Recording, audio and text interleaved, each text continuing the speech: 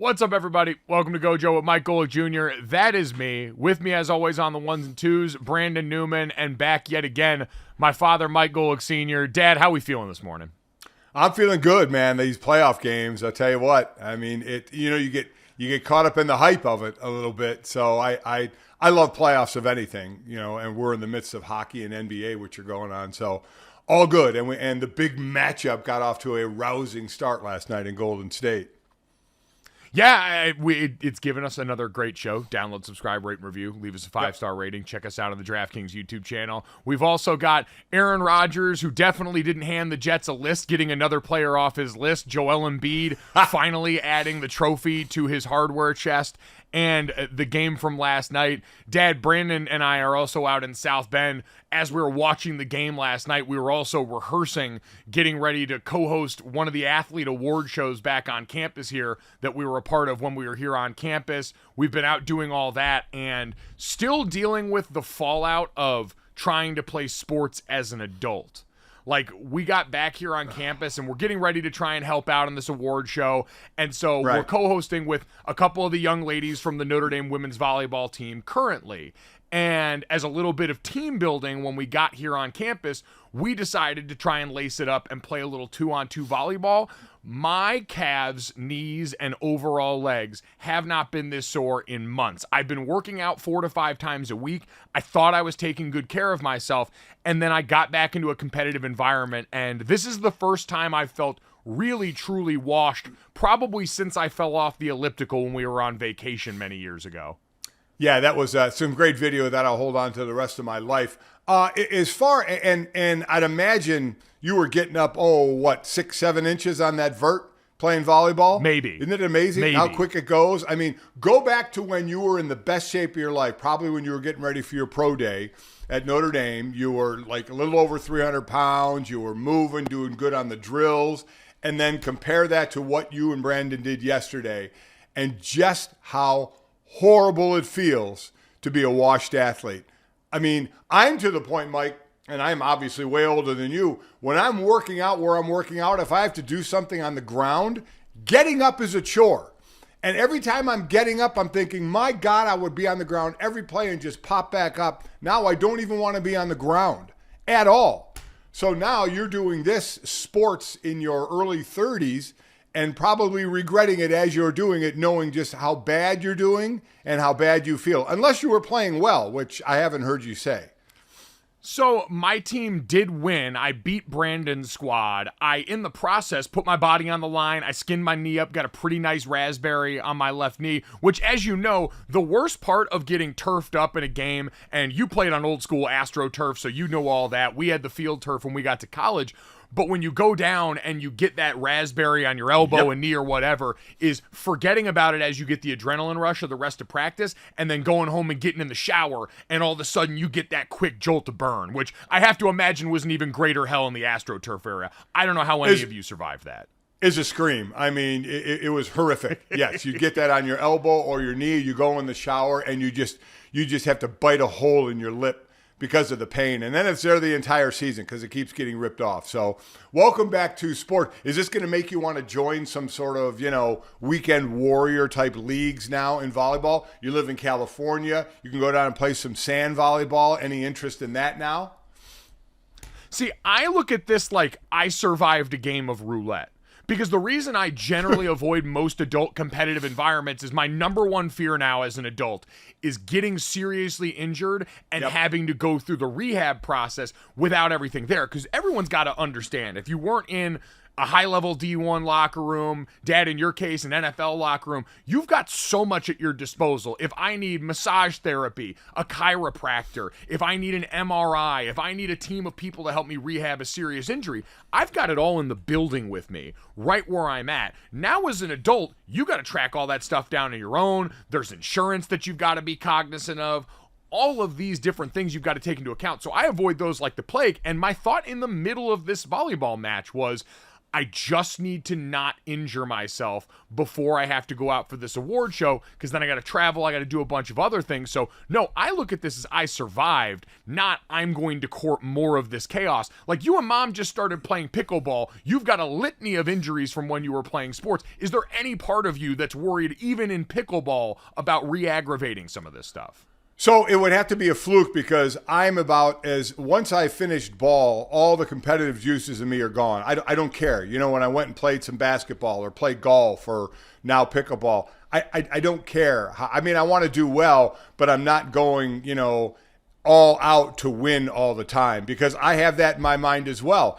I don't want to fall down and hurt myself. If I tear an Achilles or pop my knee, which I have to get replaced anyway in about a year, you know, just what you said. When you're part of a team and they want you back out on the field, rehab is great. When you're doing it on your own, it is awful. Hence, a leg I can't straighten out because of a horrible job of rehab I did for myself. So, yes, while there are people that will compete very heavily as they get older, I am not one of them. I am doing it purely for the joy. And if I ever get hurt, you're going to hear the biggest swear words come out of my mouth, because that's all I'll be thinking about is I have to do rehab on my own. Well, and I mean, Dad, let's be real. At your age, a fall could be pretty devastating at this point. Like, we got to keep you topside because we don't know which fall could be your last. Okay, easy on that. I'm 60. I'm not 90. All right? All right? We're not in oh, my God, Dad might break his hip, years just yet. So hold off on that, big fella. I'm just saying, have we thought about a life alert pendant? We thought about adding that to the jewelry. I know all you kids have thought about that for me, but no, that is not happening for me. I'm fine. When I fall down, I can still get up. Hence the commercial, I've fallen and I can't get up. I can still get up. I don't enjoy it as much, but I can still get up. So don't make me older. Oh, you know what I'd like? The next time we do a Sorry in Advance, our family podcast, go ahead and ask your mom that. Go ahead and ask your mom if she'd like a emergency pendant. Right? Go ahead and do that. Do that. Do that. My mother is a young woman in the prime of her life, and you will not bring her name down into the muck with you and try and sully her great reputation. That's not going to happen. You know what? We'll downgrade you from life alert pendant, and we'll just say, you know how they say fall down 7 times, get up 8? You're like a fall down 7 times, get up 5 kind of range right now. That's probably where you live. So we're going to try and keep you upright, keep you topside for this moment of time. We're going to take a quick break, and when we come back, we will actually look at the first or second round series between Golden State and the Lakers that delivered big time in Game 1. Can it keep this up? So we say styles make fights all the time in sports. I think we've reached its peak. The Golden State Warriors-Lakers series got off in Game 1 last night. The Lakers took Game 1 on the road. I had to spend 20 minutes last night, Dad, explaining what stole home court advantage meant to Brandon in your house in South Bend. Come on. It was seriously? Brandon, do you want to speak for yourself here? Listen, there's a bunch of sports idioms and things that are said that I have no idea what it said. You just kind of swallowed it and keep moving. I thought it was some type of technical thing that changes, but it's just a numbers game, and math and science was never my strong suit. Hey, so Brandon, in this series, do you know who had home court to start the series? Yes, it was the Warriors, because they were the highest seeded team. So do you understand when they lost how the Lakers stole home court? Did you hear your son say he spent 20 minutes? We went over this. Yes, I get it now. Thank you. Wow. I love the idea that Brandon said he thought it was something technical, like in order to actually steal home court advantage, someone as a part of your team has to break into the area in the Chase Center where home court advantage is kept in a suitcase like it's Ocean's 11, and only then, even if you win the game, if you don't actually steal a home court advantage, you don't get to leave with it and go back to crypto. Wow. Brandon, you know what? You sometimes you impress me every day. Sometimes you surprise me each day. You're like a box of chocolates. You never know what you're going to get. Never know what you're going to get with you. Styles make fights, and I come with a very wild, drunken monkey style. Yeah. Exactly. You want dynamic. He's a chameleon. And speaking of styles make fights, this stat I saw from ESPN really summed up what this game was. According to ESPN stats and info, Steph, Clay, and Jordan Poole each hit 6 threes in the game last night. The Lakers as a team made 6. Like, Dad, this was insane. It was equal part. Like, we saw both teams lean fully into what they were. The story of the game, I think, ends up being Anthony Davis. He goes for 30, 25, and 5, plays a monster game, and everyone, myself included, is looking at this going, based on what we know about this guy, Dad, I don't think there's any way he sustains this over the course of an entire series, and that has to worry Lakers fans a little bit. It is absolutely the cross your fingers and hold your breath. We've talked about this before, even with him during the season. Every time he falls down, or there was a point last night where he got hit and he grabbed his hip, and you're like, oh my God, you never know what's going to be the thing that knocks him out. But all that said, to his credit, man, when Jordan went down in the regular season, AD picked it up and helped get where they ended up, and now he is the guy. I mean, it's not LeBron right now. We know LeBron has the ball. LeBron can dish. LeBron has obviously another double-double. He scored what last night? He scored 22. By the way, that was the third fewest amount of points he has scored against Golden State in now 23 playoff games against Golden State. It's the third fewest amount. So this is Anthony Davis. And you mentioned the points and the rebounds. He had what, 4 blocks. They had 10 as a team. I think in the first round, they were averaging like 9 blocks a game. You know, so you play small ball against them, you're going to get your stuff swatted without question. He was incredible.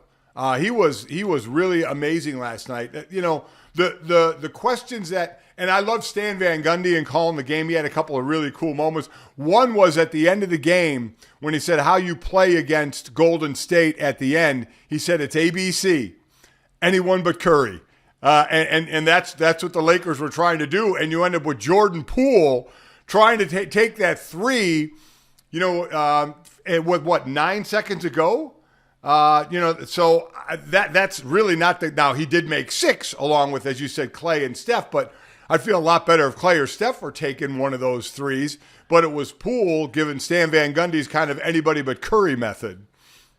Yeah, Poole pulled up and said, it is my time to shine, and nobody else wanted to see that. Like, we just came off a series where Dillion Brooks, who we'll get to in a bit, was a little in over his head. Right. And Jordan Poole was feeling himself, and he decided to go for the heat check shot in the most critical juncture of the game. They're down 3 at that point, and they've got 10 seconds left on the clock, I think among many things, because I saw people pulling stats about Jordan Poole and how well he fared from 30-plus feet during the season as a shooter, and all this stuff. The bottom line is, critical juncture of the game, you've got 10 seconds left, and you're Jordan Poole. I don't care how open you are, there's a reason from that distance. They're comfortable seeding that shot to you at that moment. You play on the team with Steph Curry, you find a way in that time to either get a better shot, because they had Vanderbilt coming over who, if he dribbled up and got a step closer to the line, I think might have been able to close space, but you've got time for a better shot. And to hoist that up there was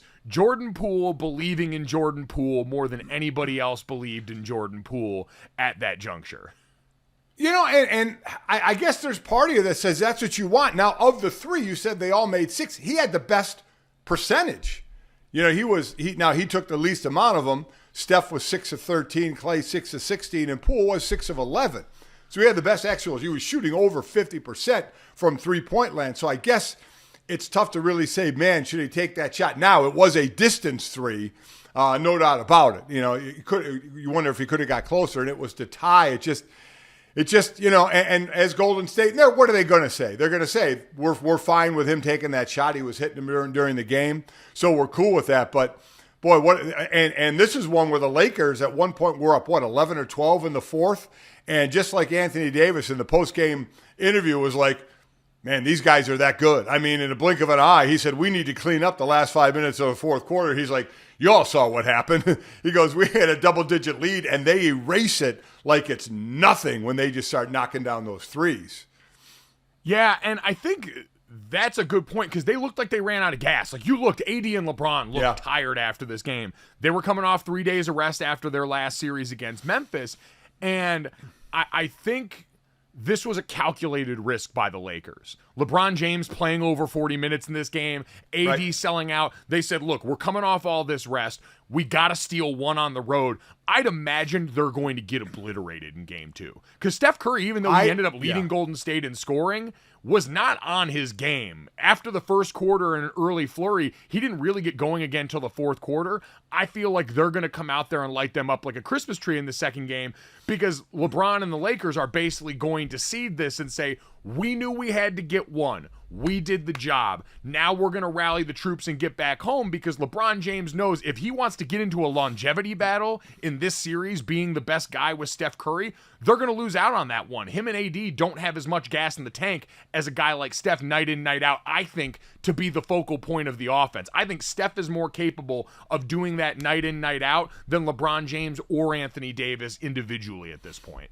I completely agree. I think Golden State's going to ruin them in game 2. I will take Golden State in any bet there is on this game too. I agree with everything. It's just like we talked about, with Miami, with Philly and Boston. What do you do? And it's a different situation because they had injured guys. Butler doesn't play in game 2 and the Knicks win. Randall comes back and has a big game for the Knicks, but I think Miami was obviously fine with that because they got the win in New York. So they got home court going back to Miami. And I don't think they play again until Saturday, I think, Friday or Saturday. So he's got more rest. Joel Embiid, same way. Do you get more rest? They steal one in Boston. So they've got home court. So do they even want to bring Embiid back? We'll have to wait and see for game 2 or rest him until game 3, knowing they have that. Because I agree with you in this series. This is longevity. This is rest. For the age of LeBron and for the health of, because I still say with Anthony Davis, man, I just watch him all the time and you're just waiting for that little thing that becomes a big thing. But I'm quick, we always talk about stars in these games. Man, I'm going to give it up for Jared Vanderbilt. That dude can play some defense. That dude was all over Steph. You mentioned Steph early.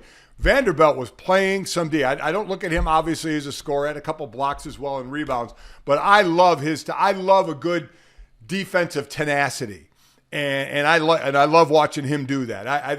That was fun to watch. I love watching off ball, especially because we talked about how much Clay and Steph run all over the place, and Vanderbilt was really impressive on the defensive side, I thought.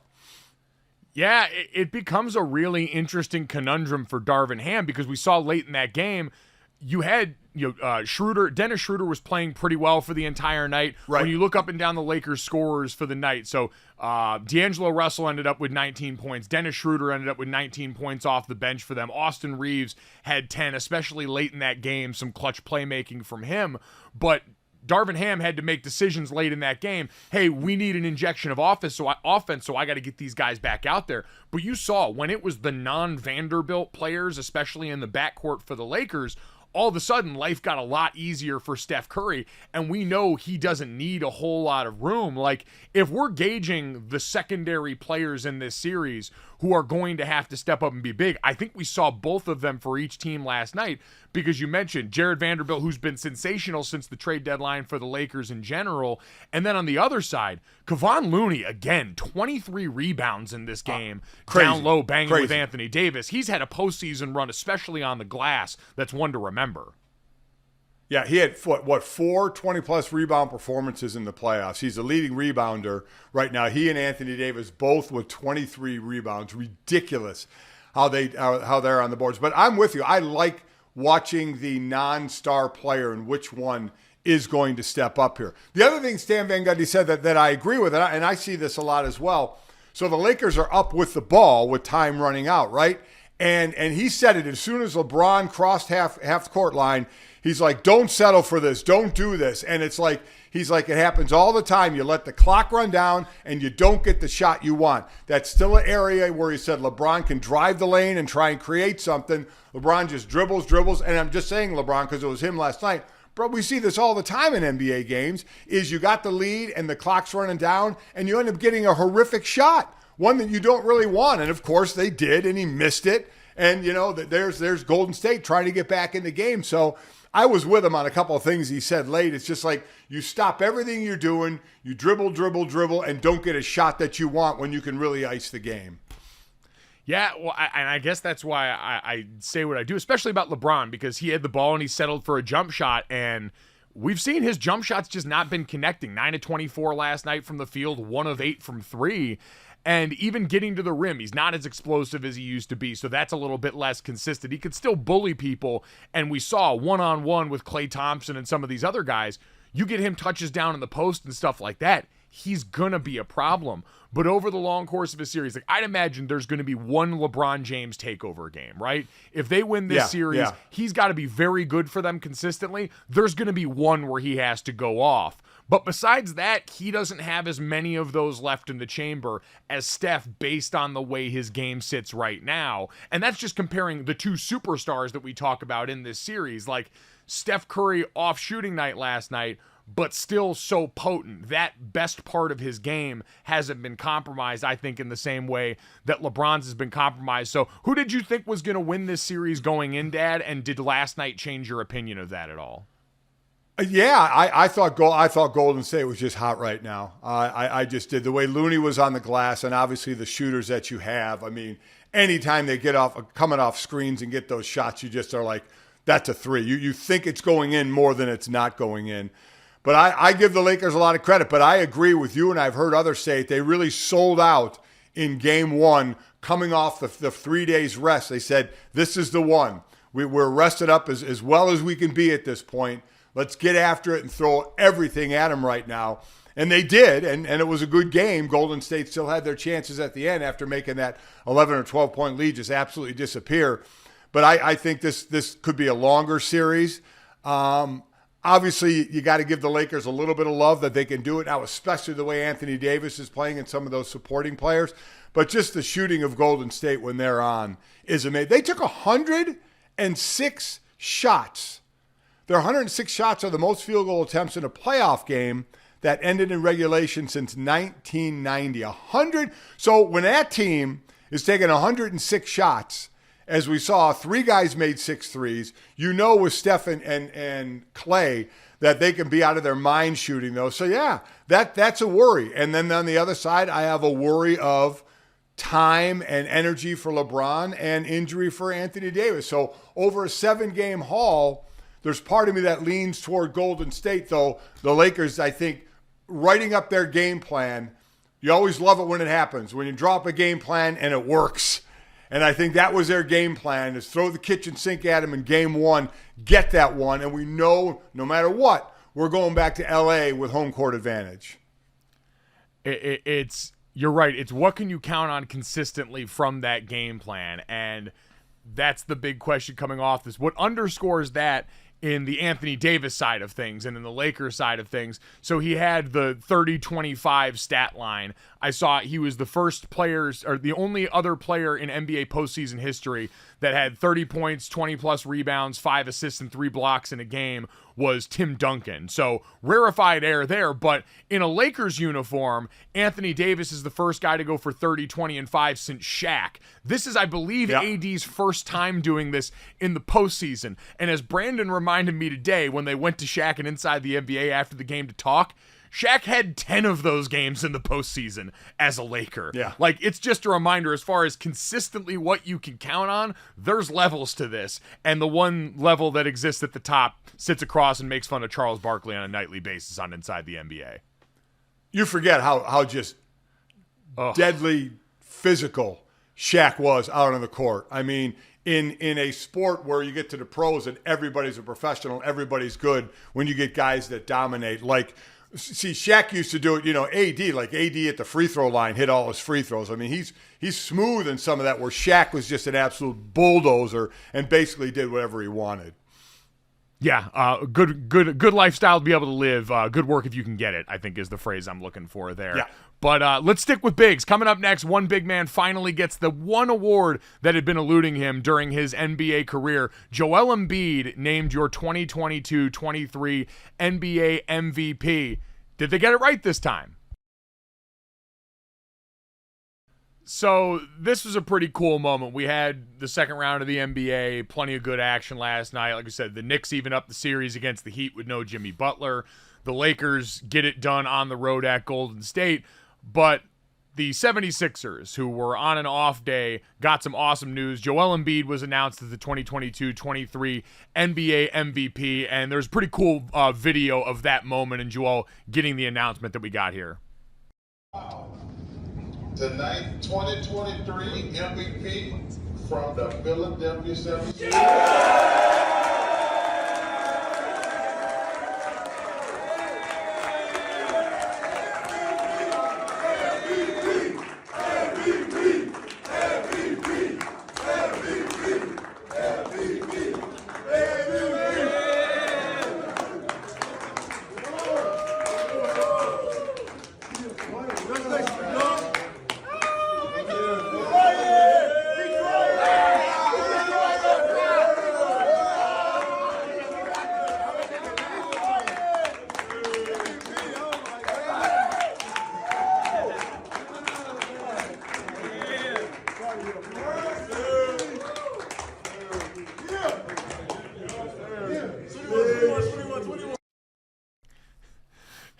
Man, everyone was on different speeds in that room, by the way. Joel Embiid was clearly, for a guy that had been knocking on the doorstep for this for a while, campaigning for it pretty openly, clearly got hit by the moment. He seemed legitimately struck, legitimately emotional, and his teammates were on a completely different energy there, making fun of him for crying, all this stuff. That was chaotic in that room for what was still ultimately a really cool moment for Joel Embiid. Dad, did they get this right? We know it was a race between him, Giannis, and Jokic. Was this the right guy to win the award? Yeah, I think it was. I know there's a lot of talk going in this. Again, everybody remember it's a regular season award, nothing to do with the playoffs. But I think they did. I didn't have a problem with Jokic winning it the last couple of years. He was going for that three-peat. But we have a center now winning it 3 years in a row with Jokic twice and now Embiid. So, no, I mean, I'm going to be honest, Mike, I don't put a ton into MVP races because a lot of times there's a lot of different voters and what's their criteria? What are they using? You know, and everybody's always a little different. It's a great, listen, maybe I'd think differently if I was up for one of those awards, but I never was. But so I because there's so much different criteria, it's great for shows like this. It's great fodder to debate, you know, who should have been the MVP, who's the greatest of all time. But it just comes down to your opinion on what you think MVP means. And they got the right guys, the top three guys. In fact, those top three guys are the only ones who got first and second place votes of everybody. So, yeah, I mean, I don't have a problem with it, but I don't wait there with bated breath on MVP awards to see who's picked, in all honesty.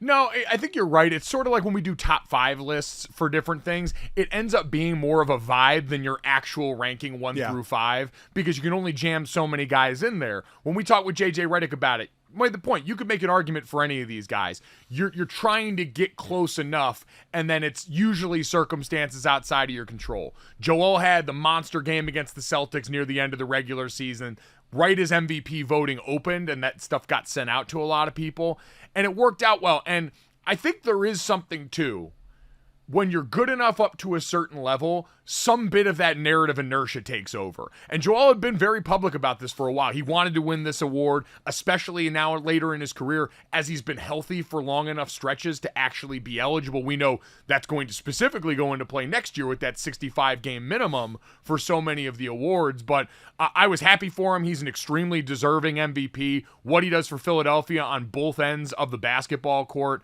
has been phenomenal for a while.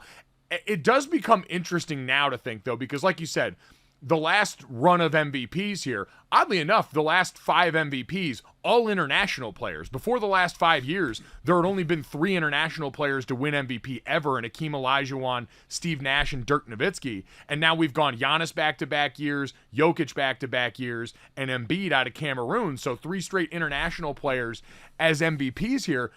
Starting to think of who's next. This has been the group of players for a while, these big men in the NBA. Who's kind of next up? And Jason Tatum, who finished 4th in the MVP voting this year, seems like the guy that's probably primed to take the next step, as we're all going to train our eyes on somebody who needs to get over that hump. What he's done with the Boston Celtics, who currently in a little bit of a dogfight right now with Joel's 76ers team, he seems like the prime one for us to start to put our view on next. I agree. And I also, we had an influx of young guards a while back through the league. I think that helped a lot. But I'm happy to see, we talk about a positionless NBA at times, but I'm happy to see these last three with big men, right?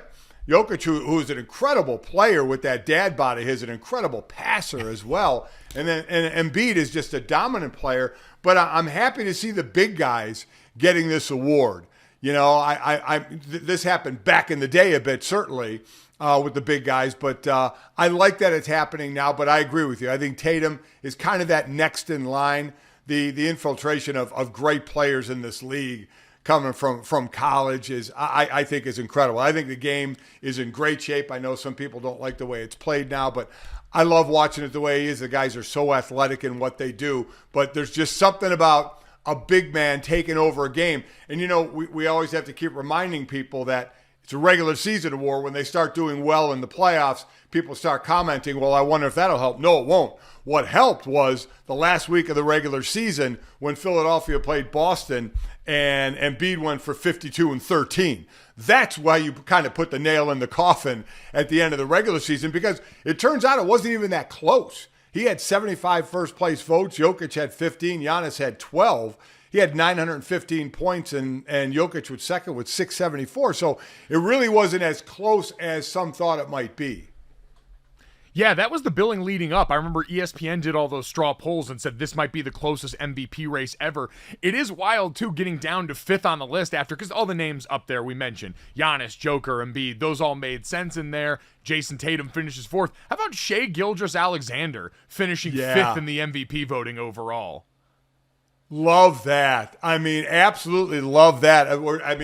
I would say there's many of the casual NBA fans that sure as heck didn't know a whole lot about this guy. And what a year that he had, and what we look forward to him going forward. Now, you know what? Now his name's out there a little bit. So a little more focus will be on him on the production that he gives now.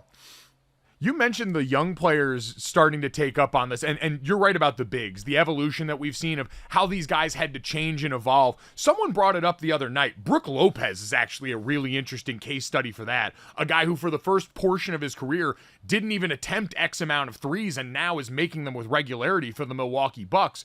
And Giannis as a stretch five, and how we kind of had to invent that turn. Jokic bringing the ball up consistently. Embiid as a shooter from the outside. That's all insane. Equally as nuts is this year is really a turning of the page. This was the first year in his career LeBron James didn't receive an MVP vote.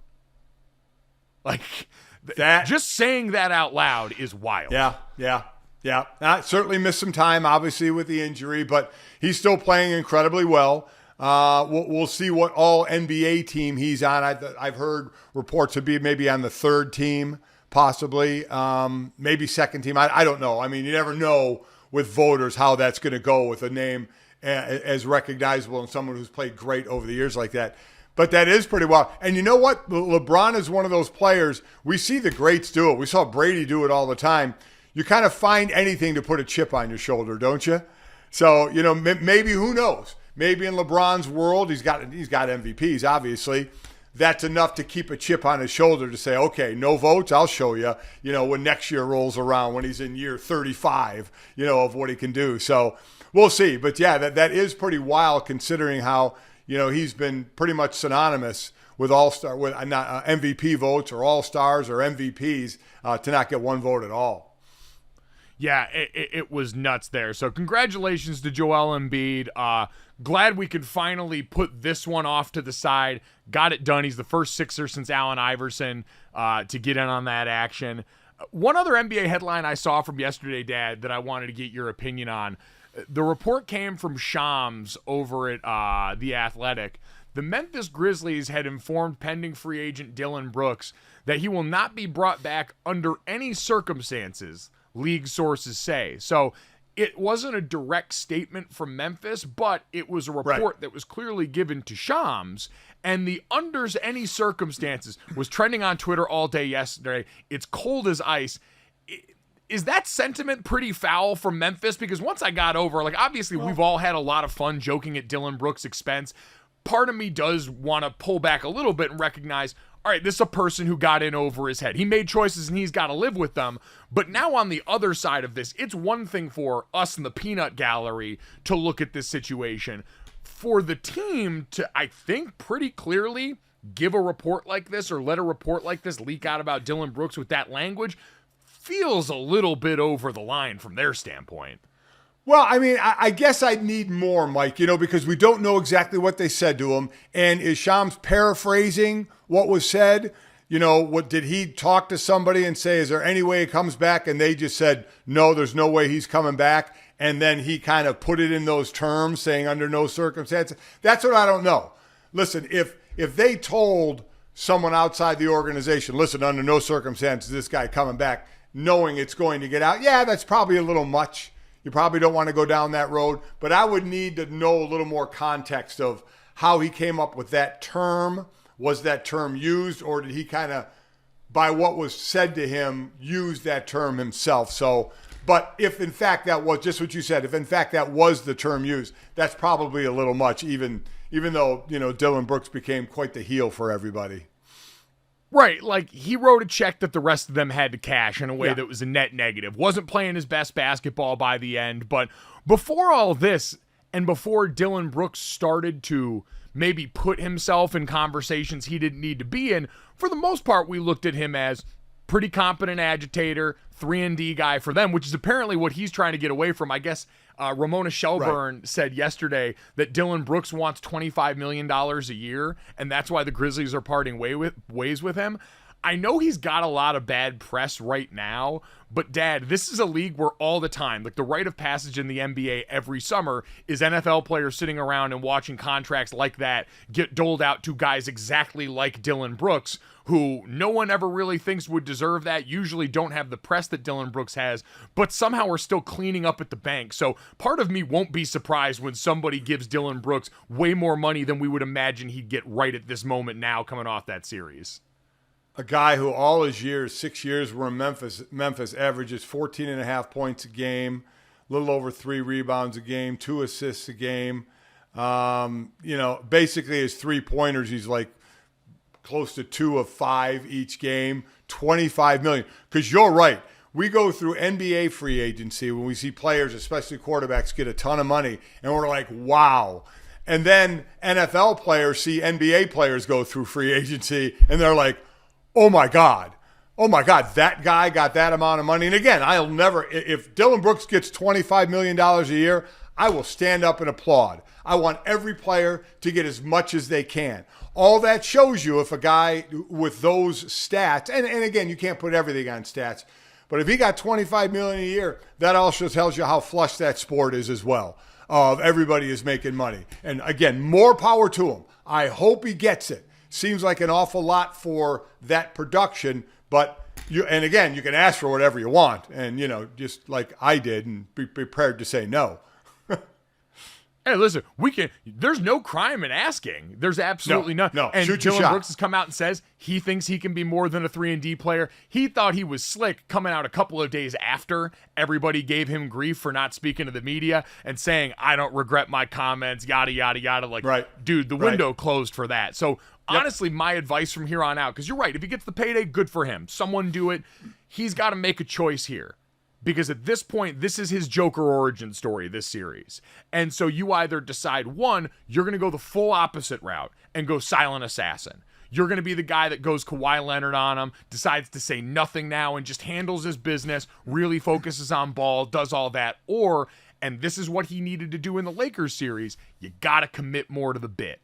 Like, you got to step to the mic after and either own it or just keep doubling down. You can't go radio silent when you've decided to become the heel and the mouthpiece. You've got to commit to the bit. And so I think those are the only two paths ahead for Dillion Brooks. And quite honestly, part of me hopes he commits to the bit. Like, I had no problem with him speaking out before that series. I just had a problem with him clamming up when all of a sudden everything got flipped on him. You got to be that guy all the time. There's value in that, and that's what he's got to make the decision about going forward. Yeah, listen, I agree. And the next decision is trying to convince a team to make that decision and give him that money and then decide how he's going to play. So good luck to him. We know he ain't going back to Memphis under no circumstances. Well, so it'll be interesting where he goes. I hope Dillion Brooks has friends like Aaron Rodgers. Did you see now that Aaron Rodgers and the Packers, Aaron Rodgers and the Packers, my God, Freudian slip. Aaron Rodgers and the Jets are continuing to recreate the Packers, signing Randall Cobb to come over there. Aaron Rodgers, who denied Diana Rossini's report that he had a list or whatever that he gave to the Jets of players, seems like he's operating from a list of guys that he consistently wants around him. So Dillion Brooks needs to find him a friend like Aaron Rodgers.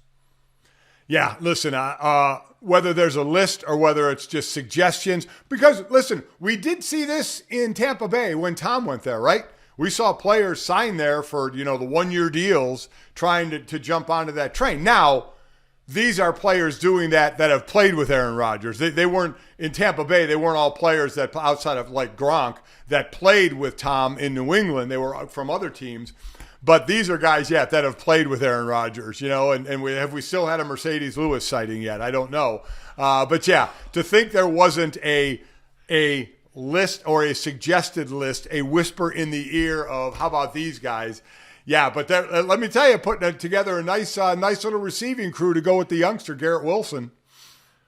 I need the schedule release video for the Jets to be a heist video, because that's what this is. I'm getting the gang back together for one last job, and the final piece, you said it, I need a prayer circle to get Mercedes Lewis somehow, some way to the New York Jets. That is what I ask of you, God in America.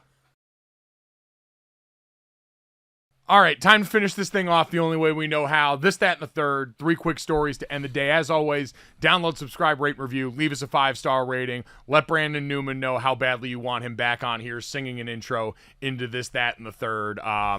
Dad, let's get with this. The late career into retirement revival for J.J. Watt has been really incredible. Like, I thought he did a phenomenal job in the match commentating with Charles Barkley talking about golf.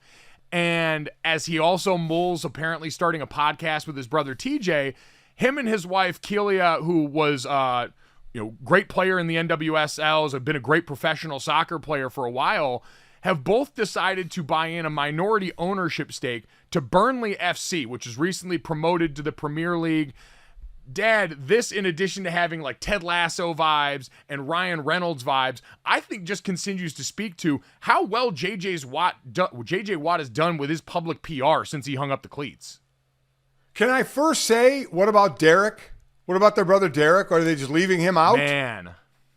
I mean, it's a great question. I know we got the Kelseys doing their show. We got Kyle and Chris Long jump on together there as well. I mean, are you just dumping out on your other brother there? That's pretty wild. But it used to be that players finished and they were going to coaching. Now, don't get me wrong. Some still do. When I'm going around doing NFL games, I run into guys who I played with or against that are in the coaching world now. But the ones that make that money, man, they go into ownership of other sports. It's amazing, right? We talked about, Ryan Reynolds, but we talked about Snoop Dogg as well. Tom Brady is going to do that, get into ownership. Other players have gotten into ownership. They don't want to coach anymore. Hell, they don't even want to GM anymore, get into the front office. They want to own. They want to be part owners of these teams, and with the money that they're making, and then with their face, like when Magic Johnson was part owner of the Dodgers, it was more that, hey, Magic, I think it was such a small percentage of it, but still being out there as a face of the product, that's what these guys have the money to do now. And they like doing it more than just grinding, going in and coaching.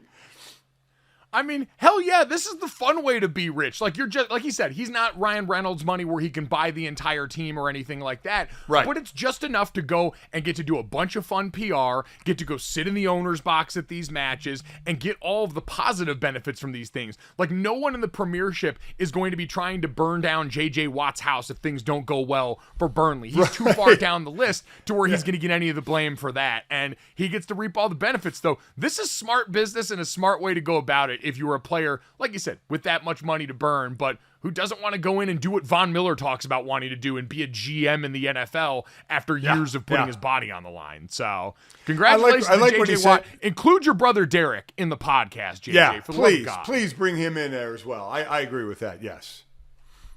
All right, Dad, let's get to that. Big news outside of the world of sports right now as late night TV shows go dark and the Writers Guild of America is striking. Dad is a former union guy. I think you can appreciate, and I'd say we both support pay the writers what they're worth. They do a phenomenal job. Yep. This is reminiscent for a lot of people who remember this happening back in 2007. This is the first writer's strike we've had in the last 17 years. And for anyone that needs to know how bad it can get, on Friday Night Lights, they had Landry in season 2 kill a guy. There was a murder plot line that went horrifically wrong there. So this could go off the rails quickly. Conan O'Brien was spinning his wedding ring on Late Night for Time. Dad, that being said, you watch more TV than anybody I know. If they came to you in desperation right now for one of your favorite shows and said, we need a storyline, we've got no writers, we've got nothing that happened. Obviously, you as a union man would never cross the picket line, but if you had to pitch one, what would it be? Well, for me, it would be Succession, and I would have had Logan Roy fake his death.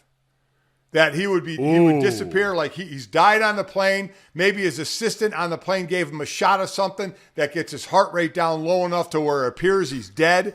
They pull him off the plane, right? And then they have the closed casket because it's empty, and they go through the whole funeral, and he's still alive, and he'll show up in the second to last of the series, being over this year, and come back in and start wreaking havoc that only Logan Roy can do. That's what my twist I would do. Logan Roy faked his death. I was thinking like maybe he would use it as a way to get out and retire on an island, but you're right. He'd come back and ruin his kids' lives without question. That man only operates at one speed. I would probably go Ted Lasso's steroid scandal, and I'm a couple episodes behind this season, so if they've gotten to the steroid scandal portion of this, I thought maybe that could pop up with Zava, but didn't, so I would go for Ted Lasso's steroid scandal. I want someone on the juice there, Coach Beard supplying it, and now we've got to deal with how the Premier League is going to legislate that. So nothing like injecting steroids, pun intended, into sports.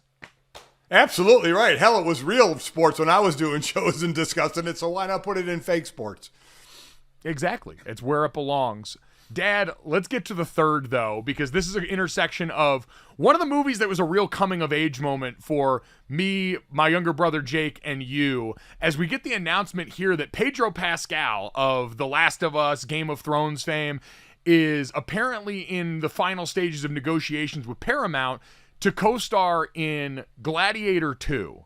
Now, the original Gladiator, one of our favorite movies of all time, you took me and Jake when we were young. It was one of the first rated R movies that we ever all saw together to go see this movie. Russell Crowe, Maximus, one of the most badass movies of all time. So How do you feel about a sequel to Gladiator? There's not much plot that's been leaked out about this yet other than some of the casting. Denzel Washington also going to be in this movie. Are you pro Gladiator 2?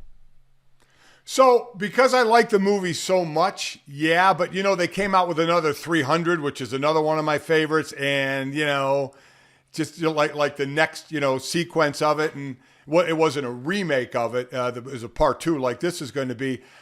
I'm scared about I'd go watch it because I loved the first ones. I'd go watch it, but more importantly, I want to take this as my opportunity.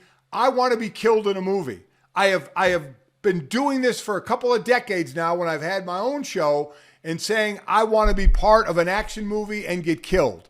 So I want to start for this because it's in the beginning of it. I'm going to watch it, but I'd love to be in it. I don't need any kind of starring role. Let me be a bad guy, a bad gladiator that kills a few people, and then I get just destroyed somehow, just dismembered somehow, some way, killed in an awful way. I'm ready for that.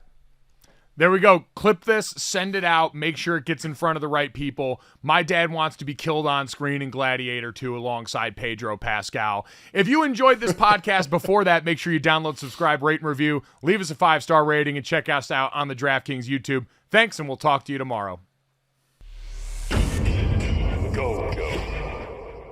Boom. Money in the bank.